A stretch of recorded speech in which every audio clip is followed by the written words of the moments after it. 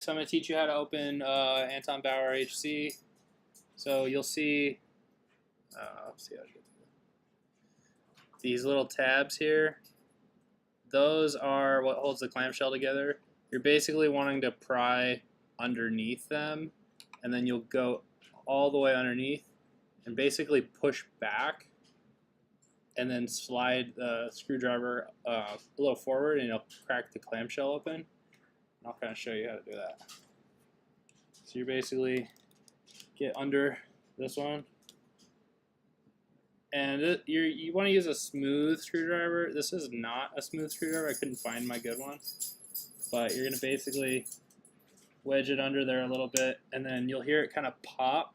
It makes like this little cracking sound, and then you'll take this other screwdriver, and once that's wedged in there, you'll kind of give it a little tiny turn. And this should be wider too, but I have all my normal battery screwdrivers that are somewhere else. So most important thing is this edge here, because this is also another little tongue and groove. So you'll get under that, kind of loosen that up, and then that'll keep this kind of from basically popping back. That'll keep this edge from re-popping closed as if this tongue and groove is open. So then you'll take the next one, do the same thing, kind of get under it, and then you can see push forward, kind of pops, and then do the same thing, kind of turn it here a little bit.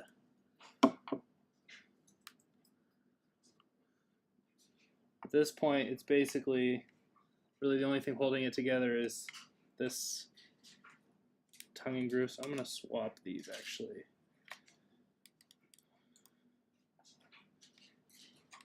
Oh. Put that one back in there and use the wider one.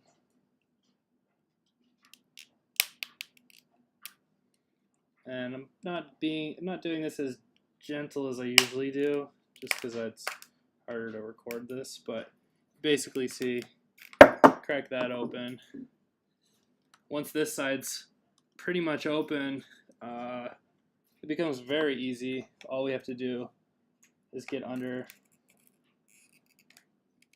Hold on, shit. It's a little harder actually. Yeah, basically just have to pry under that, and then push this up again.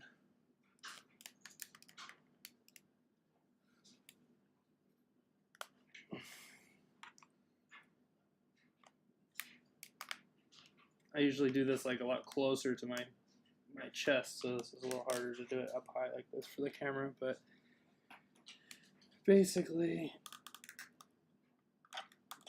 just go around and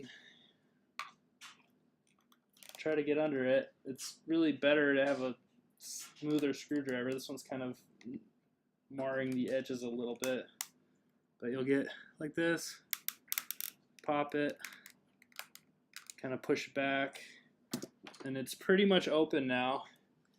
You'll see a gap all the way around, and then you are really now just fighting the glue.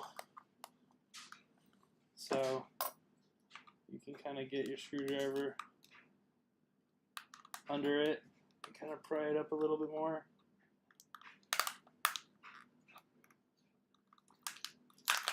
And it's just releasing the glue from the pack, because it's got like this 3M double-sided foam tape in there. That's what's holding it all together right now. Be careful not to pinch the wires with a screwdriver. I almost did. But you basically just pry it. Sometimes if your battery's old, it'll just peel open real easy. So you'll see. That's it. It's open. Now this piece is they're all connected on the back the bottom plate is pretty much where it's all attached. So depending on how you pry your battery pack, usually I'll try to pry it this way so that it all stays together. But basically, you just kind of don't want to do too much in one spot, or else you'll probably bend the plastic. But just kind of get under it a little bit. Just get that tape from being stuck. But yeah, that's, see, you can tell that tape is down there pretty good. But basically that, and then you have this pack, and all that's holding this pack to the circuit board is these 3 soldered spots, which are under this little cardboard. It's under a little cardboard flat. You just desolder those, pull this pack apart, and then it's really simple. It's just all this honeycomb. The 18650s are in each of these, basically, where there's plastic dividers, and then there's just the nickel strips spot welded to the top. So all you have to do is basically take some pliers and just pull the nickel strips right off, and the batteries will pop out. And they're also like double-sided taped in there, so they're kind of hard to pull out. You just gotta like use a I like to use just like a plastic wedge, because you don't want to short the batteries out. If you're prying on the positive side, you'll probably short it by like pushing the battery the positive terminal to the negative jacket. So yeah, that's it. And then to put it back together, what I like to do, if I kind of fuck this one up a little bit more than usual, I like kind of have like these little indents and stuff, but all that stuff can basically get pushed back if you use a heat gun. So use a heat gun and just warm the side. Like if it basically will get like too hot to touch, and then it'll start being real malleable. You don't want to go too crazy, or else it'll actually melt.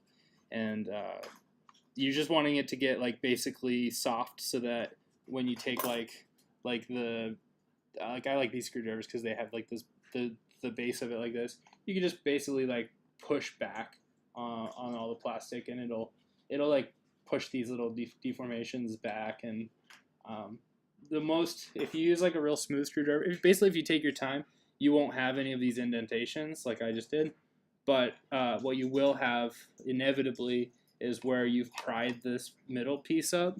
These will be like a little bit of raised up. So you just take your heat gun and then just push on those and just kind of massage those back flat, and then put the whole thing back together just as you took it apart.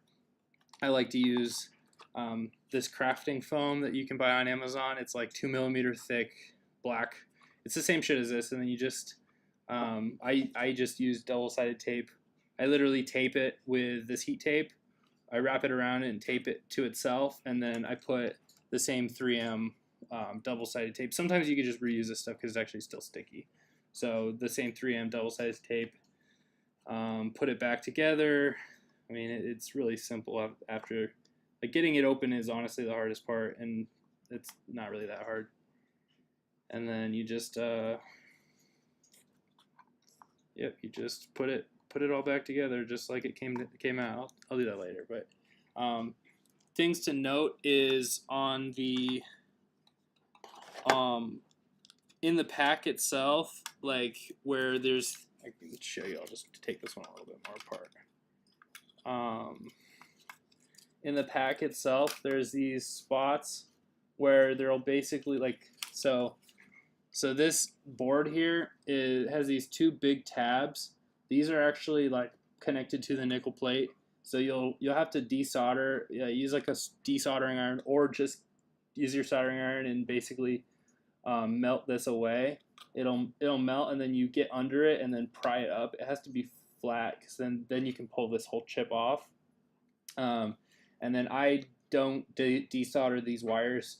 I desolder them from down here. I don't do them from here. I just basically do these 2 tabs, then this one, and then I pull this whole thing off, and then I set that aside, and then I rebuild the pack. But the most important thing is when you're soldering your tabs on the positive side, is to just be extra careful that you're not shorting it out, because it will catch on fire if you short it to itself. And then you basically just want to make sure that when you're adding like these nickel tabs, because these are basically 2 rows of cells. So you'll basically put like one short row for each the 3 here, and then the 3 here, and the 3 here, and 3 here, and these all connect. But this one will have these 2 tabs on both of the sides that you desoldered from. Do that before you solder. Basically, put those soldering tabs on before you put the contact strip to the original batteries. Because if you try to add that later, you're gonna short it out and it's gonna fucking catch on fire. Like guaranteed. Because I did it on the first one I tried. I put it all together and then I was like, oh shit, I have to put these tabs here. And so I put the tabs and I was trying to line it up, and I put like cardboard or whatever underneath it, and it just didn't work. So it just shorted out, and it literally caught like an entire 3. It was like a whole row in parallel. They just fucking lit on fire. So don't do that. But yeah, it's basically really simple. And if you get quality cells, if you buy like name brand Samsung or LG or Sanyo or anything like that, it's pretty cheap to do it. Like I think with my original, I had to do 5 cells, and having bought the spot welder, which you can watch YouTube videos at it, use a spot welder. It was like $120. The cells I spent $300 for 5 batteries, which was $5 each, because it's $60 per pack. There's 12 cells, $60. Ended up, I think I'm into the whole thing like maybe less than $500. Like it's basically $100. It was for the initial packs was basically $100 per, and then after I bought all of the tools and shit, it now is like $60 to rebuild each one of them, which on the cheap end, and that's $5 a cell, and that's actually like decent. They're decent Samsungs. They're not shitty. I found them for a good deal. So you can spend up to like $8 per cell if you really want to go crazy. But they're the ones that come in it originally are 2200 milliamp, and they're Sanyos, and they're like now 10 years old, and they're still fine. But yeah. Another thing to note, obviously, when you add higher capacity batteries, you're basically increasing your amp hours, or your watt hours or whatever. So with my pack, using the Samsung 30Q cells, on paper, I guess like napkin math, I haven't tested these with the discharge charger yet, because I'm still waiting on mine. But on paper, with 3,000 milliamp hour batteries, in parallel, 3 packs each, that's 9,000 milliamps divided by the 14.4 nominal volts that the packs are basically rated at in the back. There's online calculators. It comes out to 130 watt hours, as opposed to the original, I think 91. So it's like 30% better than original. So I don't know. It's worth doing if you have them. And obviously, it's super easy to do, but it's basically it. If you have any questions, you still can comment. Just message me or whatever, and I'll try to respond as quickly as possible. But yeah, that's pretty much it. Yeah, that's it. Later.